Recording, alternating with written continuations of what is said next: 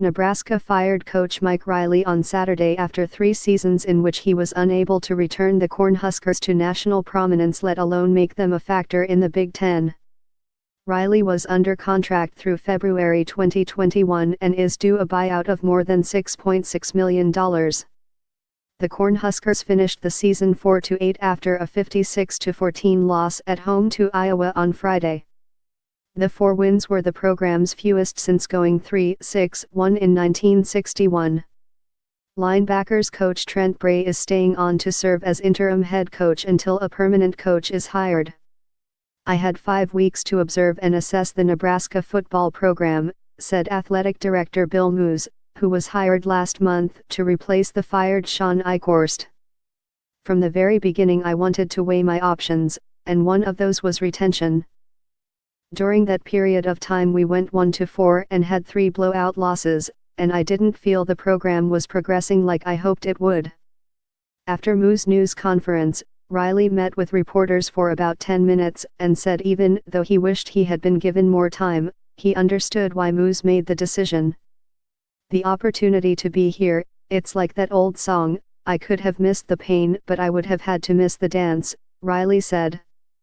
"I loved it. I loved the opportunity to coach here." Riley, 64, said he planned to devote himself to being a granddaddy for the time being. "I still feel real young and ready to coach," he said, "but at the same time there might be other plans for me." UCF coach Scott Frost, the quarterback on the 1997 Nebraska team that split the national championship with Michigan, is the popular choice of the fans to replace Riley.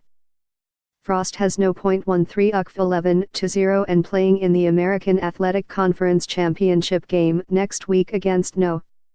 17 Memphis. "He's obviously a Nebraskan, and he's getting a lot of attention from several other schools," Moos said. "Scott is someone I am considering, but I am being very sensitive to the fact he's still coaching a team and having a heck of a run." Riley was 19-19 and lost 12 of the last 18. Nebraska had losing records 2 of Riley's 3 seasons. He was considered a surprise hire when Eichhorst brought him in from Oregon State. Known as the nicest guy in college football, Riley was the antithesis of the coach he replaced, the volatile Bo Pelini. Riley won only 54% of his games in 2 stints totaling 14 years at Oregon State. But he was able to field mostly competitive teams in the Pac-12 with limited resources and had a reputation for developing quarterbacks and pulling the occasional big upset.